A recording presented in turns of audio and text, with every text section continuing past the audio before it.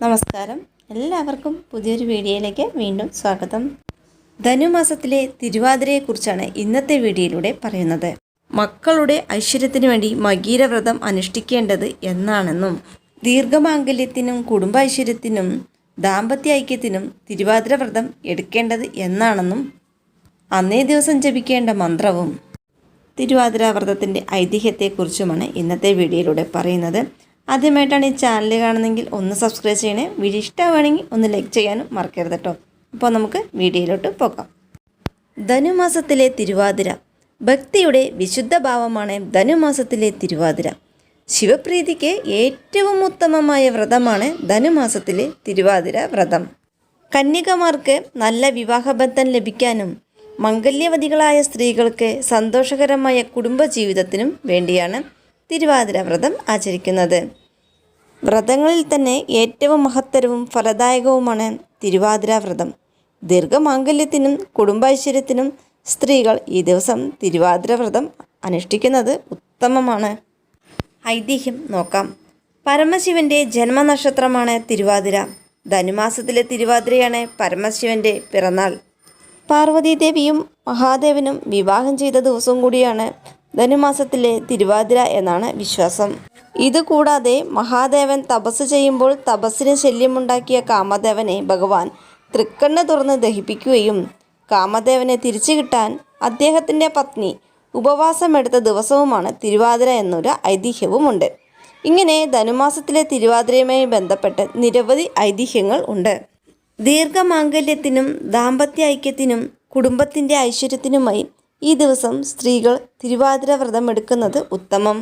വ്രതങ്ങളിൽ തന്നെ ഏറ്റവും മഹത്തരവും ഫലദായകവുമായ വ്രതമാണ് തിരുവാതിര. ഈ വ്രതം എടുക്കുന്ന സുമംഗലികൾക്കാണെങ്കിൽ ദീർഘമാംഗല്യവും അവരുടെ മക്കൾക്കാണെങ്കിൽ ഐശ്വര്യവും ഉണ്ടാകും.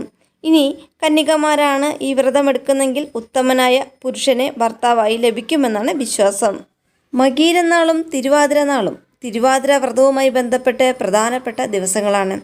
തിരുവാതിര നക്ഷത്രത്തിൻ്റെ ഉദയം മുതൽ അസ്തമയം വരെയുള്ള കാലയളവാണ് തിരുവാതിര വ്രതം ആചരിക്കുക. പക്ഷേ തിരുവാതിരയ്ക്ക് 10 ദിവസം മുമ്പ് തന്നെ വ്രതം ആരംഭിക്കണമെന്നാണ് പണ്ടുകാലം മുതലുള്ള വിശ്വാസം. ഈ 10 ദിവസങ്ങളിലും വ്രതമെടുക്കുന്ന സ്ത്രീകൾ വൈകുന്നേരങ്ങളിൽ വിളക്ക് തെളിയിച്ചതിന് ശേഷം തിരുവാതിര കളിക്കണമെന്നാണ് വിശ്വാസം. 9-ാം ദിവസം മകീരനാളിന് പാതിരാത്രി വരെയും വ്രതാനുഷ്ഠാനങ്ങൾ നീളും. 10-ാം ദിവസമാണ് തിരുവാതിര.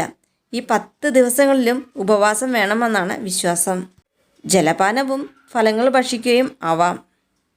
തിരുവാതിര ദിവസം വ്രതമെടുക്കുന്ന സ്ത്രീകൾ ഉറക്കമൊഴിക്കണമെന്നാണ് വിശ്വാസം. തിരുവാതിര ദിവസം തിരുവാതിര കളിക്കുകയും പാതിരാപ്പൂ ചൂടുകയും എട്ടങ്ങാടി ഭക്ഷിക്കുകയും തുടിച്ചു കുളിക്കുകയും വേണം. 10 ദിവസം വ്രതമെടുക്കാത്തവർ തിരുവാതിരയുടെ തലേനാൾ മുതൽ വ്രതം ആരംഭിക്കണം. മകീര നക്ഷത്രം തുടങ്ങുന്നത് ജനുവരി 11-ാം തീയതി ശനിയാഴ്ച 12:26 മുതലാണ്. മകീരം നക്ഷത്രം അവസാനിക്കുന്നത് 12-ാം തീയതി രാവിലെ 11:26-നാണ്. അപ്പോൾ മകീരം വ്രതമെടുക്കുന്നവർ ഈ സമയത്ത് വ്രതമെടുക്കാൻ തുടങ്ങണം. മകീരം വ്രതാനുഷ്ഠാനത്തിലൂടെ മക്കൾക്ക് ഐശ്വര്യം ഉണ്ടാകും. ഇനി തിരുവാതിര വ്രതം എടുക്കേണ്ടത് എപ്പോഴാണെന്ന് നോക്കാം. 2025 ജനുവരി 12-ാം തീയതി ഞായറാഴ്ചയാണ് തിരുവാതിര നക്ഷത്രം ആരംഭിക്കുന്നത്. രാവിലെ 11:26-നാണ് തിരുവാതിര നക്ഷത്രം ആരംഭിക്കുന്നത്. അവസാനിക്കുന്നത് 13-ാം തീയതി തിങ്കളാഴ്ച രാവിലെ 10:39 അപ്പോൾ തിരുവാതിര വ്രതം എടുക്കേണ്ടത് ഞായറാഴ്ച രാവിലെ 11:26 മുതൽ തിങ്കളാഴ്ച രാവിലെ 10:39 വരെയാണ്. എത്ര സമയമാണോ തിരുവാതിര നക്ഷത്രമുള്ളത് അത്രയും സമയമാണ് തിരുവാതിര വ്രതം എടുക്കേണ്ടത്.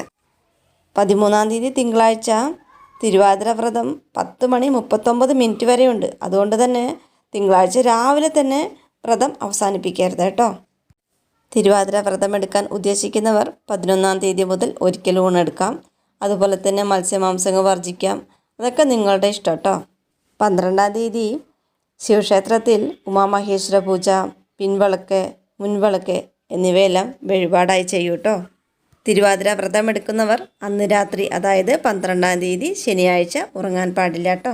13-ാം തീയതി തിങ്കളാഴ്ച രാവിലെ 10:39 വരെ തിരുവാതിര നക്ഷത്രമുള്ളതുകൊണ്ട് അതുവരെ വ്രതം അവസാനിപ്പിക്കരുത്. തിങ്കളാഴ്ച രാവിലെ ശിവക്ഷേത്ര ദർശനം നടത്താൻ മറക്കരുത്.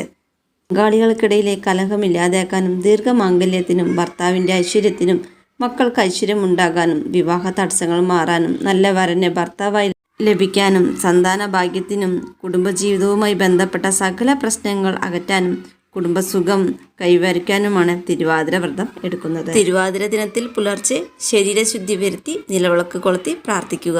ഗായത്രി മന്ത്രം ചെല്ലുന്നതും ഉത്തമം.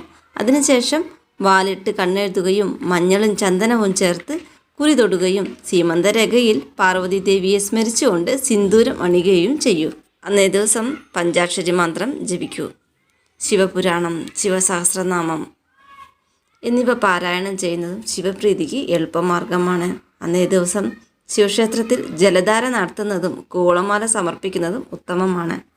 തിരുവാതിര വ്രത ദിവസം ഭാര്യ ഭർത്തൃ ഐക്യം വർദ്ധിപ്പിക്കാൻ 108 തവണ ഓം ശിവശക്തി ഐക്യരൂപിണ്യേ നമ എന്ന് ജപിക്കൂ. കൂടാതെ ഉമാമഹേശ്വരനെ ഒന്നിച്ച് ധ്യാനിച്ചുകൊണ്ട് ഓം നമ ശിവായ ശിവായ നമ എന്നും വ്രതാനുഷ്ഠാന ദിവസം ജപിക്കൂ. തിരുവാതിര രാത്രിയാണ് പാതിരാപ്പൂ ചൂടൽ. വ്രതത്തിൽ വ്യക്തിയോടെ ദശപുഷ്പം ചൂടണം എന്നാണ് ചിട്ട. ദശപുഷ്പത്തിലെ ഓരോ പൂവ് ചൂടുന്നതിനും ഓരോരോ ഫലങ്ങളാണ്. കയ്യൂന്നി, ശിവനാണ് ദേവൻ, പഞ്ചപാപങ്ങളും തീരുമെന്നാണ് വിശ്വാസം. മുക്കുറ്റി, പാർവതി ദേവിയാണ് ദേവത. വ്യക്തിയോടെ മുക്കുറ്റി ചൂടിയാൽ ഭർത്തൃസൗഖ്യവും പുത്രസൗഖ്യവും ലഭിക്കും. കൃഷ്ണകാന്തി, മഹാവിഷ്ണുവാണ് ദേവൻ. വിഷ്ണുകാന്തി ചൂടിയാൽ വിഷ്ണുപ്രീതി ലഭിക്കും. തിരുതാളി, മഹാലക്ഷ്മിയാണ് ദേവത. ദേവീപ്രസാദവും ഐശ്വര്യവും ഉണ്ടാകും. കറുക, ആദിത്യനാണ് ദേവൻ. കറുക ചൂടിയാൽ ആദികളും വ്യാധികളും ഒഴിയും. പൂവാങ്കുരുനില, ബ്രഹ്മാവാണ് ദേവൻ. ദാരിദ്ര്യ ദുഃഖം തീരാനാണ് പൂവാങ്കുരുനില ചൂടുന്നത്. മുയൽ ചെവിയൻ, കാമദേവത. മംഗല്യസിദ്ധിക്കാണ് മുയൽ ചെവിയൻ ചൂടാറുള്ളത്. ഉഴിഞ്ഞ, ഇന്ദ്രാണിയാണ് ദേവത. അഭിഷ്ടസിദ്ധിയാണ് ഉഴിഞ്ഞ ചൂടിയാലുള്ള ഫലം. ചെറുള, യമദേവനാണ് ദേവൻ. ആയുസ് വർദ്ധിക്കുമെന്നാണ് വിശ്വാസം. നിലപ്പന, ഭൂമിദേവിയാണ് ദേവത. പാപങ്ങൾ അകന്നുപോകും. തിരുവാതിര ദിവസം രാത്രിയിലാണ് പാതിരാപ്പൂ ചൂടലും തിരുവാതിരക്കളിയും ആചാരവും നടക്കുന്നത്. പിറ്റേ ദിവസം കുളിച്ച് ശിവക്ഷേത്ര ദർശനം നടത്തുകയും ശിവപാർവതീശ്വരന്മാരെ പ്രാർത്ഥിക്കുന്നതും ഉത്തമമാണ്. രാവിലെ തന്നെ തിരുവാതിര വ്രതം മുറിക്കരുത്. 10:30 ശേഷമായിരിക്കണം തിരുവാതിര വ്രതം മുറിക്കേണ്ടത്. ശിവപാർവതീശ്വരന്മാരുടെ അനുഗ്രഹത്താൽ എല്ലാവർക്കും തിരുവാതിര വ്രതം അനുഷ്ഠിക്കാൻ സാധിക്കട്ടെ എന്ന് പ്രാർത്ഥിച്ചുകൊണ്ട് ഇന്നത്തെ വീഡിയോ ഇവിടെ നിർത്തുന്നു. Thanks for watching.